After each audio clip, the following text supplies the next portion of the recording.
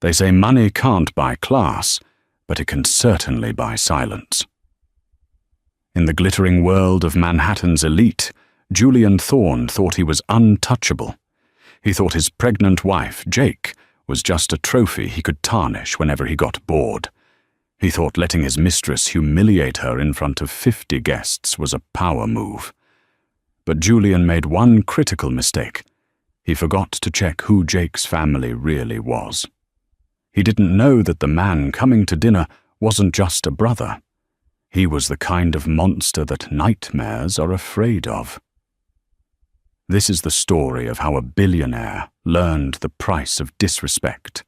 The chandelier in the grand ballroom of the Thorne estate was worth more than most people earned in a lifetime. Yet it cast a cold, unforgiving light on Jake. She stood near the periphery of the room, her hand instinctively resting on her swollen stomach. She was 8 months pregnant, her ankles throbbing in heels that Julian insisted she wear because flats look lazy. The gala was ostensibly for Julian's charity foundation, something about clean water that served mostly to launder his reputation, but everyone knew it was just another stage for Julian Thorne to preen. He stood in the center of the room, holding court. He was handsome in that sharp, predatory way. Tall, impeccable tuxedo, eyes that smiled without ever reaching the soul. Clinging to his arm wasn't Jake. It was Sienna. Sienna was everything Jake currently wasn't. Sleek, dangerous, and poured into a crimson dress that left little to the imagination. She was the worst-kept secret in New York. Julian didn't even try to hide her anymore.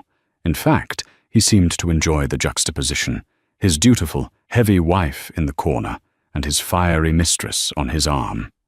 "Jake!" Julian's voice cut through the ambient chatter.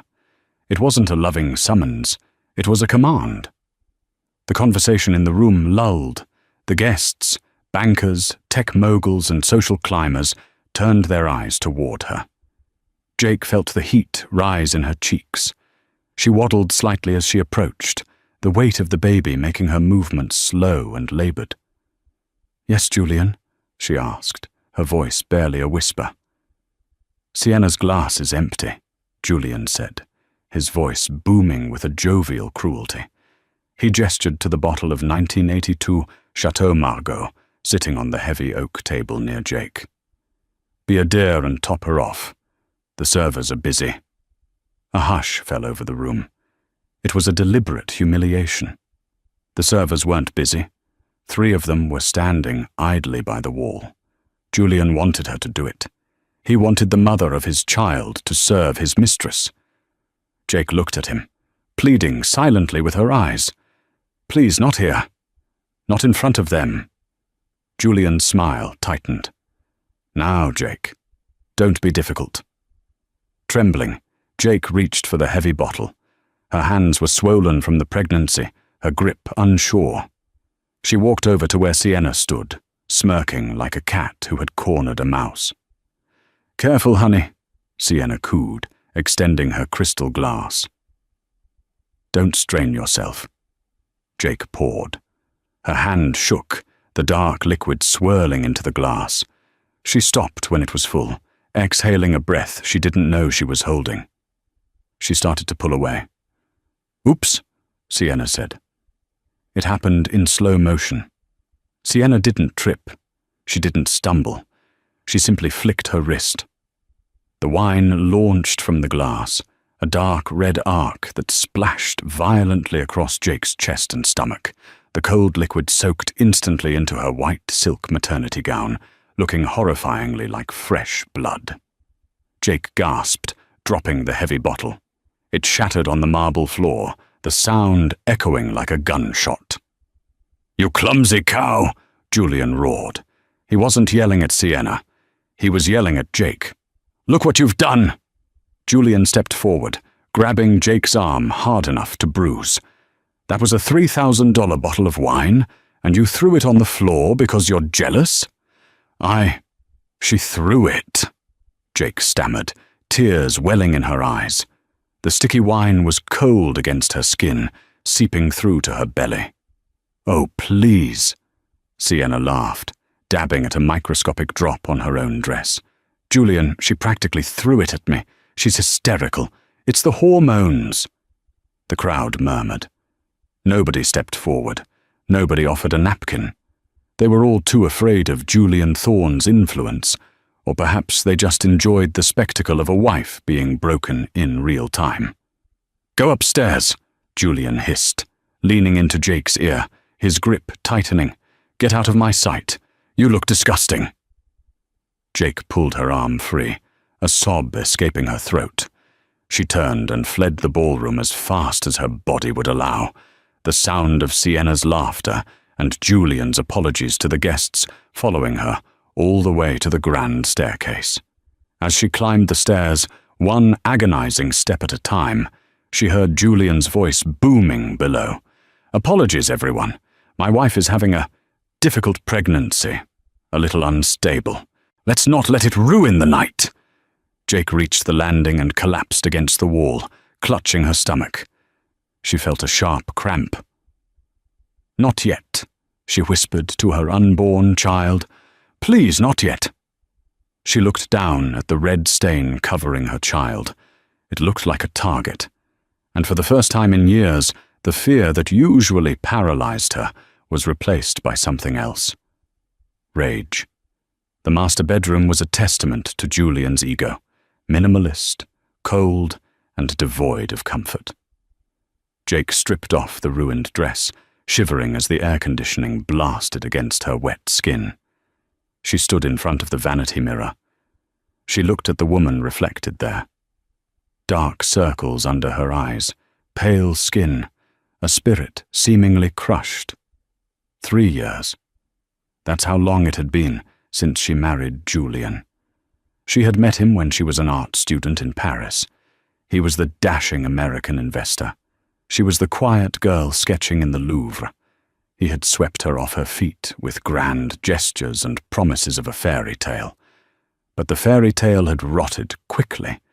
Julian didn't want a partner. He wanted a possession.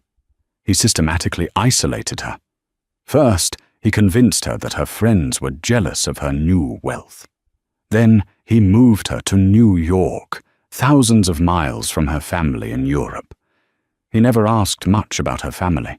To Julian, the Vissers were just nobodies from a small town near the German-Dutch border. He knew she had a brother, Nikolai, but Julian had laughed when she mentioned him. A logistics manager? Julian had scoffed during their first year of marriage. So, a truck driver. Cute. Don't worry, Jake. You're a thorn now. You don't need those peasants. Jake had stopped mentioning Nikolai. She stopped calling home, ashamed of the bruises on her arms and the sadness in her voice. She didn't want Nikolai to know. Because Julian was wrong about Nikolai. He wasn't a truck driver. And logistics was a very broad term for what the Visser family actually did. Jake walked into the bathroom and turned on the shower, scrubbing the wine off her skin until it turned red from the heat. The cramps were subsiding, but the humiliation burned hotter than the water. She wrapped herself in a robe and sat on the edge of the bed. Downstairs, the music was thumping. She could hear the muffled sounds of laughter. They were celebrating her absence. The door to the bedroom flew open. Julian stumbled in, smelling of brandy and Sienna's perfume. He loosened his tie, glaring at her. "You embarrassed me," he slurred, pointing a finger at her. "Do you know who was there? The senator, the entire board of directors, and you stand there dripping like a wounded animal." "She poured it on me, Julian," Jake said, her voice surprisingly steady. "I don't care," Julian shouted, kicking a chair. "Even if she did, you take it. You smile and you take it. That is your job. I pay for the clothes on your back, the food in your mouth, and the roof over your head. You exist because I allow it." He walked over to the nightstand, grabbed her phone, and tossed it onto the bed. "Sienna is staying the night," he said casually, as if discussing the weather. "In the guest wing. But I don't want you wandering around. You stay in this room until I say otherwise. If you come downstairs, if you make a sound, I will cut off your credit cards. I will make sure you end up on the street with that brat in your belly. Do you understand?" Jake looked at him. Really looked at him. She saw the weakness behind the bluster. She saw a man who thought money was the only currency in the world. "I understand," she said softly. "Good," Julian sneered. "I'm going back to the party. Try not to ruin anything else tonight." He slammed the door. She heard the distinct click of the lock from the outside. He had locked her in. Jake sat in silence for a long time. The house was smart-wired. He could track her calls, her texts. He monitored everything. But Julian was arrogant. He thought he knew everything about technology, but he didn't know about the burner phone Jake had taped behind the heavy velvet headboard of the bed 6 months ago. A fail-safe she had hoped never to use. She reached behind the headboard, her fingers trembling until she felt the cool plastic. She pulled it out. It had 15% battery left. She didn't call the police. The police in this precinct played golf with Julian. They would just call him, and he would spin a story about his hysterical, pregnant wife. No. She needed a different kind of help. She dialed a number she hadn't called in 3 years. It rang once, twice. "Yeah?" A deep, gravelly voice answered. It was sharp, alert, despite the time difference. Jake let out a sob she couldn't hold back. "Nico?" There was a silence on the other end. A heavy, loaded silence. Then, the sound of a chair scraping back as if someone had stood up very quickly. "Jake?" His voice changed. The hardness evaporated, replaced by an intense, terrifying focus. "Jake, why are you whispering? Where have you been?" I messed up, Nico. You were right. You were right about him. Is he hurting you?" The question was not emotional. It was a tactical assessment. "He locked me in the room. His mistress poured wine on me in front of everyone, and he laughed. He said I exist because he allows it." "Are you pregnant?" Nikolai asked. He must have heard the breathlessness in her voice, or perhaps family intuition. "Yes. 8 months. It's a boy, Nico." "And he is mistreating you while you carry my nephew?" "Yes." "Where are you?" "The estate in the Hamptons. But Nico, you can't just come here. He has security. He has the police in his pocket. He's powerful." Nikolai let out a low, dark laugh. It was a sound that made the hairs on Jake's arms stand up. It was the sound of a wolf being told that a sheep thinks it's in charge. "Jake, listen to me carefully. Do you have food? Water?" "Yes, in the ensuite. There's a mini-fridge." "Good. Stay in that room. Lock the door from the inside if you can. Do not open it for him. Do not open it for anyone but me." "When will you be here?" Jake asked, looking at the clock. It was 11 p.m. in New York. Nikolai was in Hamburg. It would take a day, maybe more. "I am currently in London," Nikolai said. "I will be there in 6 hours." 6 hours? That's impossible. The flight alone. "I am not flying commercial, Lefia. Stay put. And Jake?" "Yes." "When I get there." "Look away." The line went dead. Jake stared at the phone. She remembered growing up, seeing men in suits coming to talk to her father and brother in hushed tones. She remembered the respect they commanded in the village. She remembered the time a boy had bullied her in school, and the next day, that boy's family had suddenly moved out of the country. She had run away from that life because she wanted peace. She wanted normal.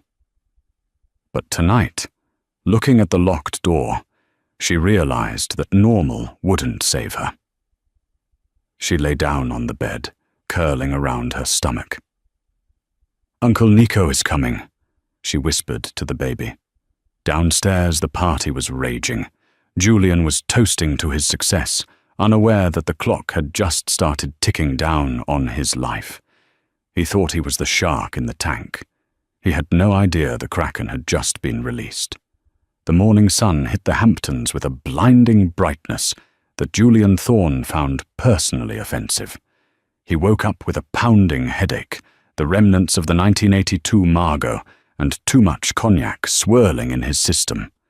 He rolled over. Sienna was already awake, scrolling through her phone, wearing one of his dress shirts.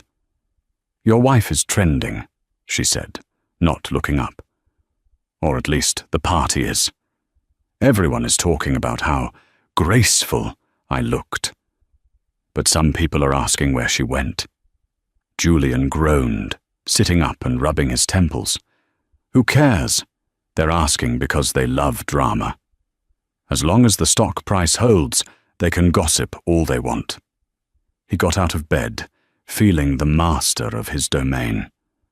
Today was the day he was going to finalize things. He had spoken to his lawyers the previous week. He was bored with Jake. The pregnancy had made her dull and unattractive in his eyes. He wanted the fun, the excitement. He wanted Sienna.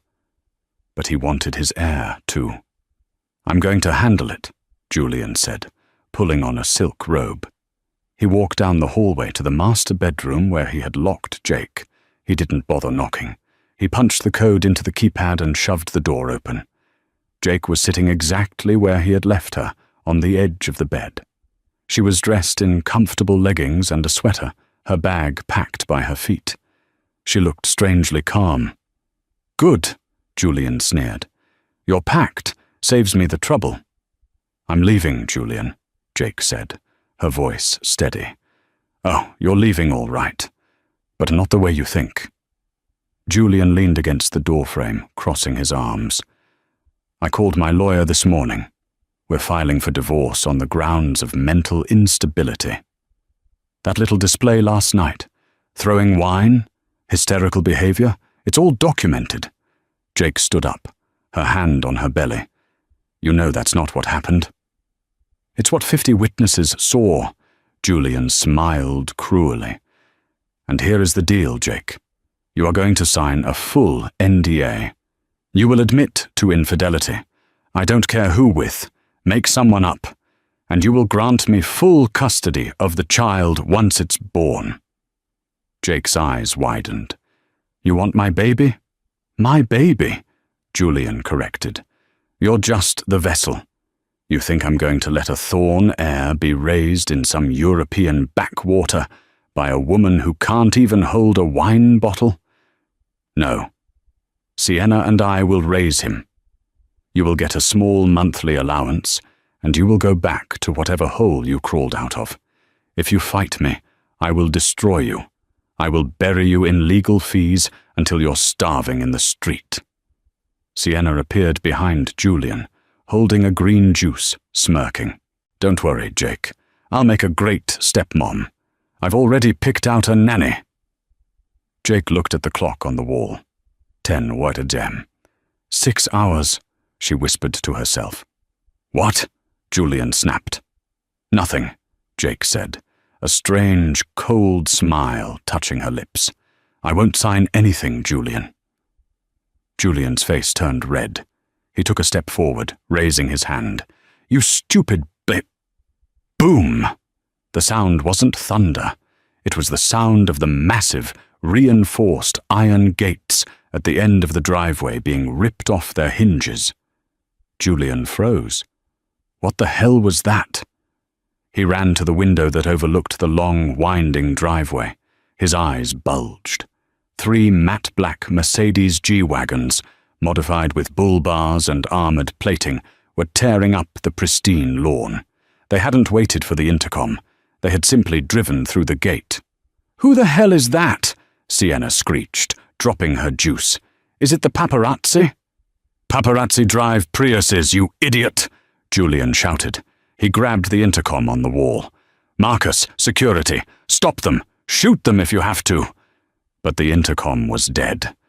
There was no static, just silence. Below, The car screeched to a halt in front of the fountain. The doors flew open. Julian expected police. He expected maybe a SWAT team if there had been a misunderstanding. Instead, 10 men stepped out. They were dressed in charcoal grey tactical suits, not military, but high-end private military contractor gear. No logos, no badges, just earpieces and assault rifles held at the low ready. They moved with terrifying precision, fanning out to secure the perimeter. Then, from the back of the lead vehicle, a man stepped out. He was a giant, at least 6'5", with broad shoulders that strained against a bespoke Italian suit. He had a shaved head and a thick beard that was greying at the chin. He didn't look up at the window. He didn't rush. He buttoned his suit jacket calmly, adjusted his cuffs, and walked toward the front door like he owned the very earth it stood on. Julian felt a cold knot of fear in his stomach. He turned to Jake. "Who is that?" he demanded. "Who did you call?" Jake picked up her bag. Her trembling had stopped. "You called him a truck driver," she said softly. "You should have checked what he was transporting." Julian Thorne scrambled downstairs, his heart hammering against his ribs. He was a man who solved problems with checks and lawyers, not physical confrontation. He grabbed a golf club from the bag in the hallway, a pathetic weapon against what was outside, but it made him feel slightly less naked. "Stay here," he yelled at Sienna, who was hyperventilating on the stairs. Julian reached the grand foyer just as the front doors exploded inward.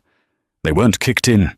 A small, precise charge had blown the lock mechanism, swinging the heavy oak doors open with a violent gust of wind. Julian stumbled back, raising the golf club. "Get out! I have cameras! I'm calling the police!" 2 of the tactical operators entered first. They didn't even look at Julian. One of them swept the room with the barrel of his rifle, then gave a curt nod. "Clear." The man from the car walked in. Up close, he was even more terrifying. His face was a map of violence. A jagged scar ran from his ear to his jawline, disappearing into his beard. But his eyes were intelligent, calm, and utterly devoid of mercy.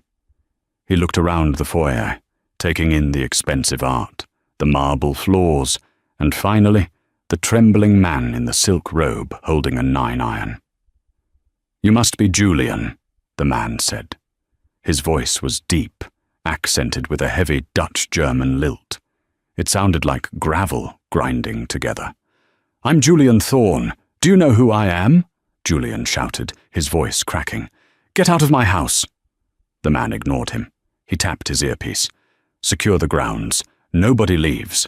Cut the hard lines. Jam the cell signals." "Roger," a voice crackled in his ear. "Hey, I'm talking to you." Julian took a step forward, swinging the club. The man moved so fast, Julian didn't even register it. One moment the man was standing 5 feet away. The next, his hand was wrapped around Julian's throat. He lifted Julian off the ground as easily as if he were a child. Julian gasped, clawing at the massive hand. His feet dangled 6 inches off the floor. "You are loud," the man said, his voice lowering to a whisper. "I do not like loud noises." He threw Julian. He didn't push him. He threw him. Julian flew across the foyer and crashed into a console table, shattering a Ming vase. He groaned, clutching his ribs, gasping for air. Sienna screamed from the top of the stairs. The man looked up. He assessed her for 1 second, crimson dress, terrified expression, and dismissed her as a non-threat. "Jake!" the man called out. His voice softened instantly. "Where are you, Liebchen?" "I'm here, Nico." Jake appeared at the top of the stairs. She was holding her stomach, tears streaming down her face. The giant's face broke. The mask of the killer fell away, replaced by pure, agonizing concern. He walked to the bottom of the stairs, extending a hand. "Come down. Carefully." Jake walked down, bypassing Sienna, who was pressed against the wall, shaking. When Jake reached the bottom, Nikolai Visser pulled her into a hug that looked like it could crush a bear, but was gentle as a feather. He kissed her forehead. "I am late," he apologized. "Traffic on the LIE is inefficient." "You came," she sobbed into his suit. "I always come." Nikolai pulled back and looked at her. He touched her cheek, then looked at the red stain on the carpet where Julian had fallen. He looked at the bruises on Jake's arm, faint, but visible to a trained eye. Nikolai turned back to Julian. The warmth vanished. The winter returned. Julian was trying to crawl away. "I'll sue you. I'll have you arrested. My friend is the chief of police." Nikolai walked over to a leather armchair and sat down, crossing his legs. He gestured for one of his men to bring a chair for Jake. "Sit, Jake. You should not be standing." "Who are you?" Julian wheezed, pulling himself up to a sitting position. "What do you want? Money? I have money. Take whatever you want." Nikolai laughed. It was a dry, humorless sound. He reached into his jacket pocket and pulled out a silver cigarette case. He lit a cigarette, ignoring the no-smoking rule of the Thorn estate. "Money?" Nikolai exhaled a plume of smoke.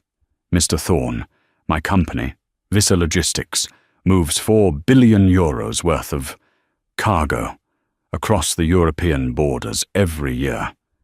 I do not need your money. I have enough money to buy this Hampton swamp and turn it into a parking lot." Julian blinked. "Logistics?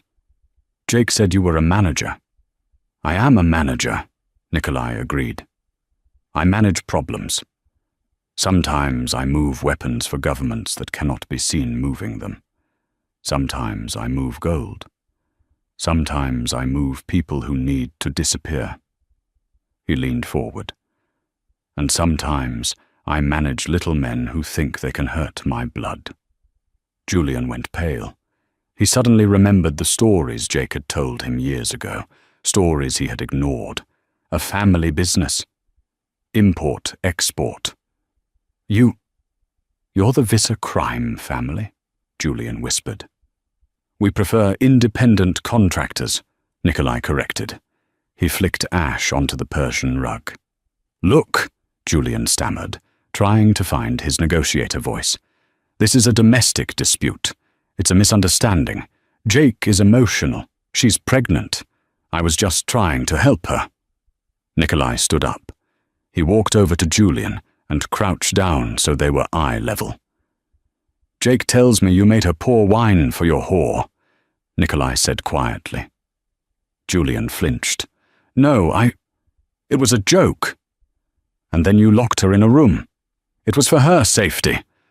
And then," Nikolai's voice dropped an octave, "you told her she exists because you allow it." Julian said nothing. He couldn't breathe. The air in the room felt heavy, suffocating. "You have a god complex, Julian," Nikolai said. "You think you are the apex predator because you have a black Amex card. But you are not a wolf. You are just a sheep with a lot of wool." Nikolai stood up and snapped his fingers. Two of his tactical men stepped forward, grabbing Julian by the arms and hauling him up. "What are you doing? Where are you taking me?" Julian screamed, thrashing. "To the dining room," Nikolai said, adjusting his cuffs. "I am hungry, and we have a lot of drinking to do." He turned to Sienna on the stairs. She jumped. "You too, Fräulein," Nikolai said coldly. "You are the guest of honor." "I didn't do anything," Sienna wailed. "I'm just his girlfriend." "You held the glass," Nikolai said. "That makes you part of the toast." As Julian was dragged kicking and screaming toward the dining room, he looked back at Jake. She hadn't moved. She sat in the chair, her hand on her belly, watching him with eyes that were no longer afraid. She was watching the scales balance. The dining room of the Thorn estate was designed to intimidate. A 20-foot mahogany table, imported from a French monastery, sat beneath a vaulted ceiling painted with cherubs. Usually, Julian sat at the head, looking down the long expanse at his guests. Today, Julian was on his knees. Nikolai sat at the head of the table. He had removed his suit jacket, revealing a shoulder holster housing a suppressed pistol. He looked entirely at ease, slicing an apple with a small, sharp fruit knife. Jake sat to his right, wrapped in a cashmere blanket one of the tactical team members had found for her. A glass of water and a plate of fresh fruit sat before her. She wasn't eating. She was watching. Sienna stood by the sideboard, shivering. Her mascara was running, creating black streaks down her face that matched the ruin of her crimson dress. Two of Nikolai's men stood behind her, silent as statues. The architecture is gaudy, Nikolai commented, popping a slice of apple into his mouth. New money screams. Old money whispers. This house is screaming. Please, Julian begged. His knees were aching against the hard parquet floor. My legs are cramping. Can I stand up? Did you let Jake sit when her ankles were swollen? Nikolai asked without looking up. Julian faltered. Then you stay.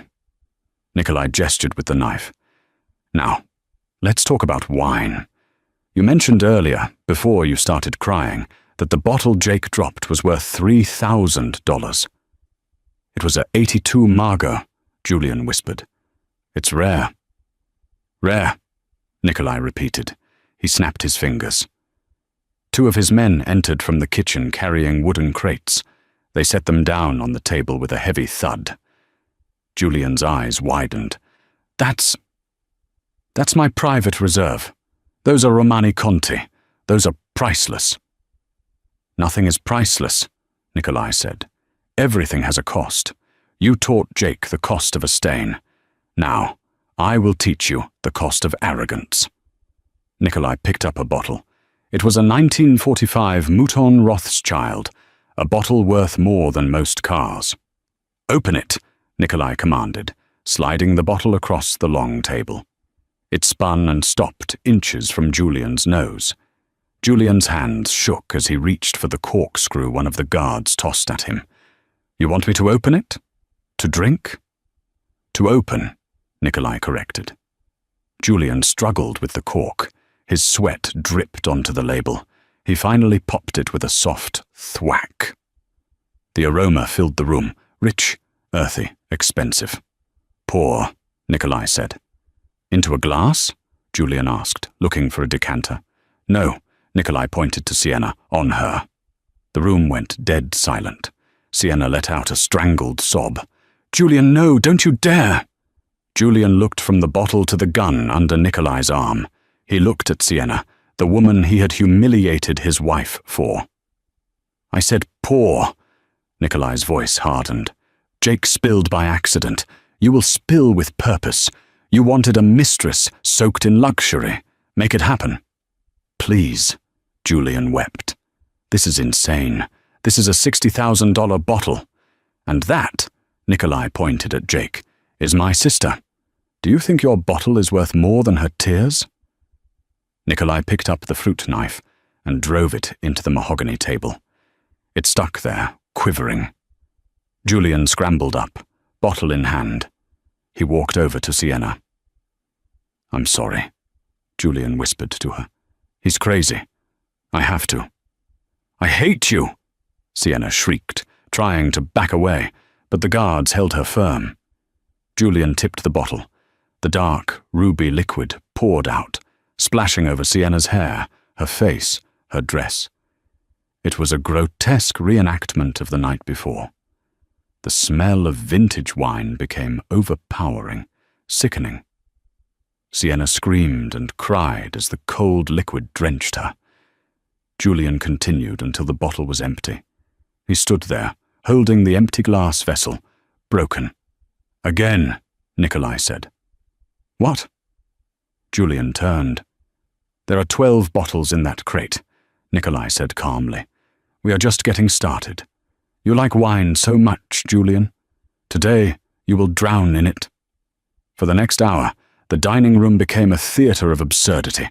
Julian was forced to uncork bottle after bottle of the world's finest wines, Petrus, Screaming Eagle, Lafitte, and pour them out. Sometimes on the floor, sometimes on his own expensive tuxedo, sometimes just down the drain of a bucket brought for the occasion. Hundreds of thousands of dollars of liquid assets were destroyed while Jake watched. It wasn't about the wine.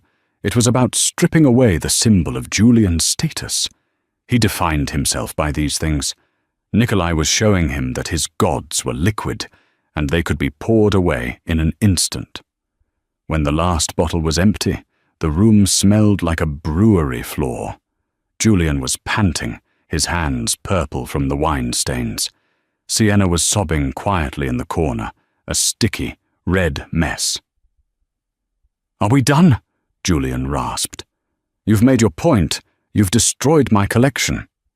"The wine was just the appetizer," Nikolai said, standing up. He wiped his hands on a napkin. "Now, we discuss the main course. Business?" He walked over to a large briefcase his men had brought in. He opened it and pulled out a laptop. "Sit," Nikolai ordered Julian. Julian collapsed into a chair, exhausted. "What now? You want a wire transfer? Is that it?" "I told you, I do not want your money," Nikolai said, typing on the keyboard. "But I do want to know. How is the Clean Water Initiative doing?" Julian froze. His blood ran cold, colder than the wine. "I don't know what you mean," Julian stammered. "It's a charity." "It is a laundromat," Nikolai said, turning the laptop screen toward Julian. "You take donations, you funnel them through shell companies in the Caymans, and you use the money to prop up your failing tech stocks. It is a Ponzi scheme, Julian. And you are not even good at it." Julian stared at the screen. It displayed his private ledger, the one he kept on an encrypted server. How did you get this?" "My cybersecurity team makes the NSA look like a high school computer club," Nikolai said. "We have been inside your system since Jake called me. We have everything. The fake invoices, the bribes to the zoning board, the emails where you admit to defrauding investors." Nikolai hit a key. A progress bar appeared on the screen. "What are you doing?" Julian screamed, lunging for the laptop. A guard slammed Julian's head into the table. "I am hitting send," Nikolai said pleasantly. "To the SEC, to the FBI, to the IRS, and just for fun to the New York Times tip line." "No," Julian howled. "You can't. That's my life. You'll send me to prison." "You sent yourself to prison when you decided to be a criminal," Nikolai said. "I am just the courier." The atmosphere in the room shifted from physical danger to existential dread. Julian realized that the man in front of him wasn't just a thug who broke knees. He was an executioner who ended lives without firing a shot. "You can stop it," Julian pleaded, tears streaming down his face. "Please, I'll do anything. I'll give Jake half. I'll give her everything." "Jake already has everything she needs," Nikolai said. "She has her family. She has her dignity." Nikolai walked over to Jake. "Are you ready to go, Liebchen?" Jake stood up. She looked at Julian, broken, stained, weeping over a laptop. She felt a strange lightness. The fear was gone. "Yes, Nico, I'm ready." "Wait!" Julian grabbed the edge of the table. "You can't leave me like this. The police are coming. The reporters are coming." "Yes," Nikolai nodded. "They will be here soon. The police to arrest you for fraud, and the reporters to take pictures of the fallen billionaire. It will be quite the show. I suggest you go shower. You smell like bad decisions." Nikolai offered his arm to his sister. They began to walk out of the dining room. "Sienna!" Julian shouted. "Help me! Call your father!" Sienna looked up. She was shivering, wrapped in a tablecloth. She looked at Julian with pure loathing. "You're broke," she spat. "And you're going to jail. Don't talk to me." She stood up and ran past Nikolai, fleeing the house, barefoot and covered in wine. She knew when a ship was sinking. Nikolai stopped at the door and turned back to Julian one last time. "Oh, I forgot," Nikolai said. "The house." "What about the house?" Julian whispered. "I bought the mortgage note this morning," Nikolai said casually. "From your bank. They were very eager to sell once I showed them your credit rating was about to crash. Technically, you are trespassing." He checked his watch.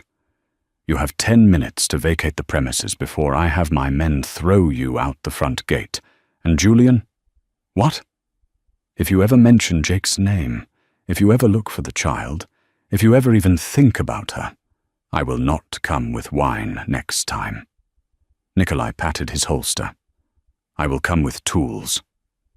Julian Thorne sat alone in the great dining room, surrounded by the wreckage of his ego.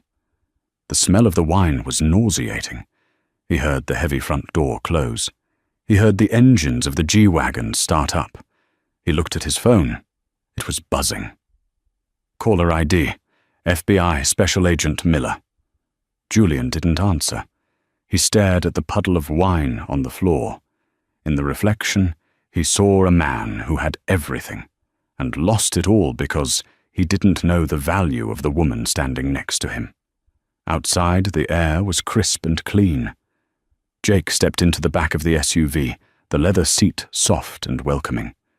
Nikolai slid in beside her. "Where are we going?" Jake asked as the convoy began to move, rolling over the crushed iron gates. "To the airstrip," Nikolai said. "We are going home, to Europe. Mom has already set up the nursery. She is arguing with Dad about the color of the crib." Jake smiled, a real smile. "Is Dad angry?" "That you left?" "No. That you didn't call sooner?" "Yes. He wanted to come with me, but I told him his knees aren't what they used to be.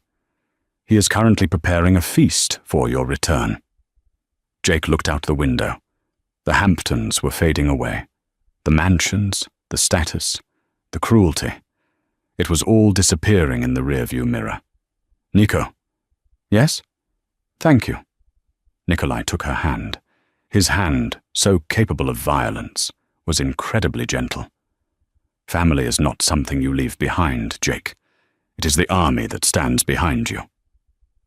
The convoy turned onto the highway, speeding toward the airport.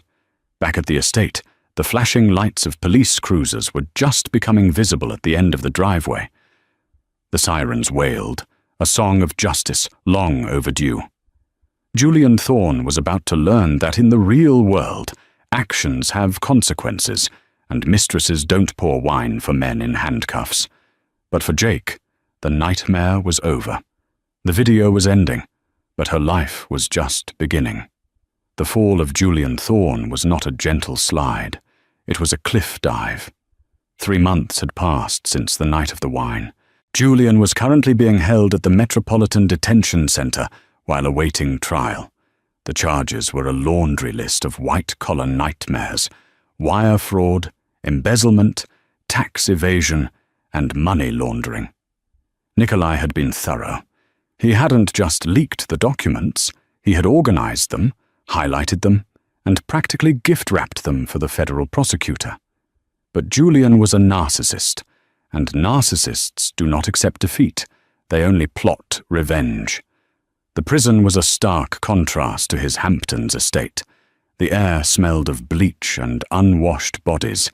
His suite was an 8-10 cell he shared with a man named Marcus, who was in for armed robbery and snored like a chainsaw. Julian sat on his bunk, staring at the concrete wall. He had one card left to play. Nikolai had found the accounts in the Caymans. He had found the shell companies in Panama. But he hadn't found the crypto cold storage. Years ago, Julian had bought a physical hard drive containing $10 million in Bitcoin.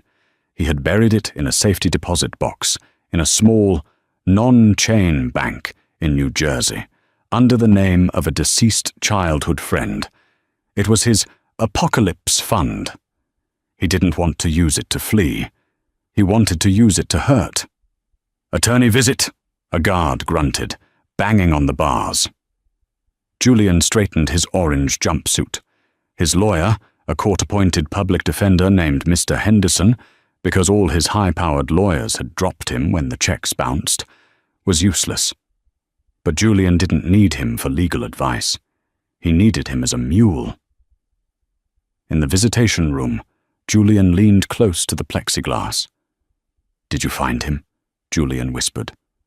Henderson looked nervous. He was a sweaty, balding man who clearly regretted taking this high-profile case. "Julian, listen. The plea deal they're offering." "Forget the plea deal," Julian hissed. "Did you find the man I told you about?" Henderson looked around, terrified. I spoke to a guy.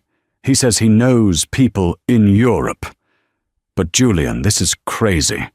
If they catch you soliciting, they won't catch me if you shut up," Julian snapped. "I'm going to give you coordinates. There's a key. You get the drive, you pay the man. The job is simple. I want Jake hurt. I don't care about the brother. He's too hard to get to. But Jake? She's soft. She's vulnerable." Julian's eyes burned with a maniacal light. "I want the baby gone. I want her to feel what it's like to lose everything."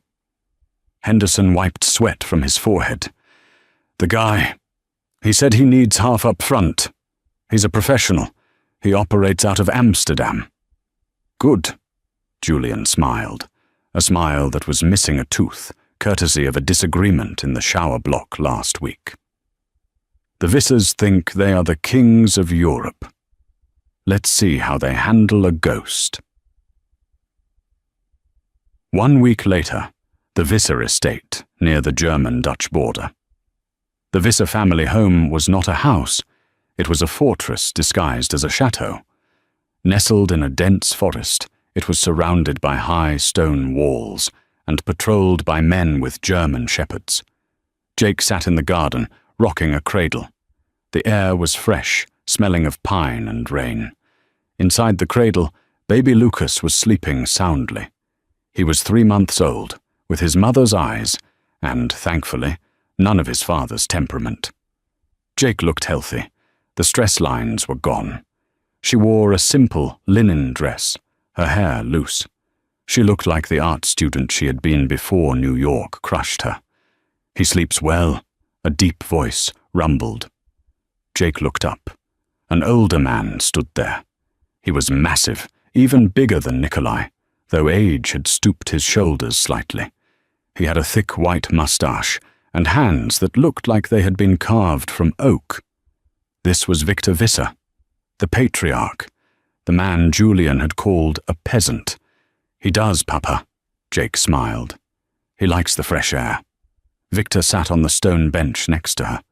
He watched the baby with an intensity that belied his reputation. To the world, Victor Visser was a myth, a man who controlled shipping lanes from Rotterdam to Hamburg, a man who had stared down the Russian mob in the 90s and won. To Jake, he was just Papa. "Nikolai tells me the American is restless," Victor said, his voice a low growl. Jake's smile faded slightly. "Julian?" "He tries to reach out from his cage," Victor said. He reached into his pocket and pulled out a small black hard drive. Jake froze. "What is that?" $10 million in Bitcoin, Victor said, tossing it in his hand like a toy. "Julian tried to hire a hitman in Amsterdam. He wanted an accident for you and the boy." Jake clutched the side of the cradle, her knuckles turning white. "He tried to kill us? From prison?" "He tried," Victor corrected. "But Julian makes a mistake. He hires a professional in Amsterdam. He does not know that there is no crime in Amsterdam that happens without my permission." Victor's eyes hardened. "The hitman he hired works for me." His lawyer. He was very easily persuaded to hand this over once we showed him photos of his own family. Jake felt a wave of nausea. Even locked away, Julian was pure poison. "What will you do?" Jake asked. "Will you kill him?" Victor laughed softly. Kill him. No, Liebchen. Death is too easy. Death is silence. Julian deserves noise. Victor stood up. He signaled to the house. Nikolai walked out, holding a phone. It is time, Nikolai said. Time for what? Jake asked. To say goodbye, Nikolai said. We arranged a video call. Special privileges. The warden owes us a favor. Nikolai handed Jake an iPad. On the screen, Julian appeared. He was sitting in a small, grey room, handcuffed to a table. He looked smug. He was expecting his lawyer to tell him the job was done. When he saw Jake's face on the screen, his smugness vanished. Jake? Julian gasped. How? Hello, Julian, Jake said. Her voice was strong. She angled the camera so he could see the garden, the high walls, and the baby sleeping peacefully. You, Julian stammered. You should be dead? Victor's face appeared in the frame next to Jake. Julian went pale.